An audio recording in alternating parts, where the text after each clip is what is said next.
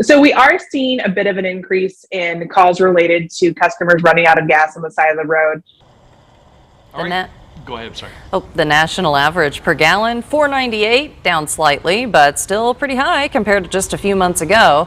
Those high prices are forcing a lot of people to wait until the last minute possible to fill up. Ever run out of gas? I've done it a couple of times. Twice. Yeah, it's not good.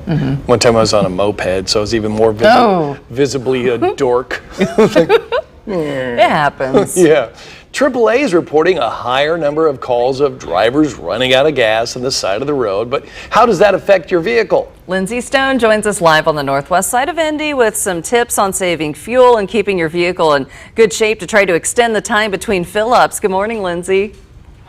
Good morning to you, Scott. Better listen up to this story as well. So for many drivers like Scott, the higher those gas prices go, the lower that gauge on the needle on that gas gauge. But can that not just hurt your wallet, but your car? We asked an expert, mechanic and Carmel-based Best One, Brett Bobro, says running out of gas could actually lead to some big issues with your car. So when you run out of gas, it can really affect that fuel pump. It can be really hard on that machinery, and that could lead to bigger issues down the road. So he recommends keeping it above an eighth of a tank and trying to fill up. Even though that's painful, there's that sticker shock right now. He says trying to keep it above an eighth of a tank is really going to be beneficial for your car. Now, he also recommends drivers get routine maintenance, like replacing your filter or your spark plugs, and also keep that car running smoothly to avoid wasting gas.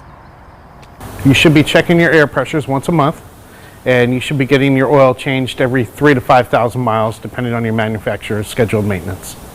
Well, one thing we want to remind people is, we recommend not letting your gas tank get below a quarter of a tank. That's going to put more pressure on your fuel pump, and that could even lead to a more costly repair. So we definitely recommend keeping that gas level, as painful as it may be, above a quarter of a tank if possible. Here are a few more ways that you can make your next tank go a little bit further. So you want to slow down and drive the speed limit on the highway. Fuel economy drops significantly as speeds increase above 50 miles per hour. Now, Brett said cruise control doesn't seem to make a huge difference, but could be another way if you are always hitting that gas pedal and braking along the way. Good way to do that as well. Now, if your car is going to be stopped for more than 60 seconds, he says shut off that engine, save a little bit of fuel.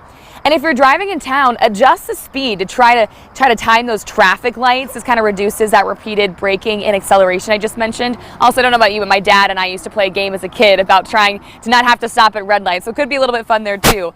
Also, it's going to be hard to do this on these warmer days, but try to minimize your air conditioning and plan ahead if you're going to go on multiple errands, trying to make the most efficient route as possible, going furthest first and working your way back to save a little bit of gas there as well.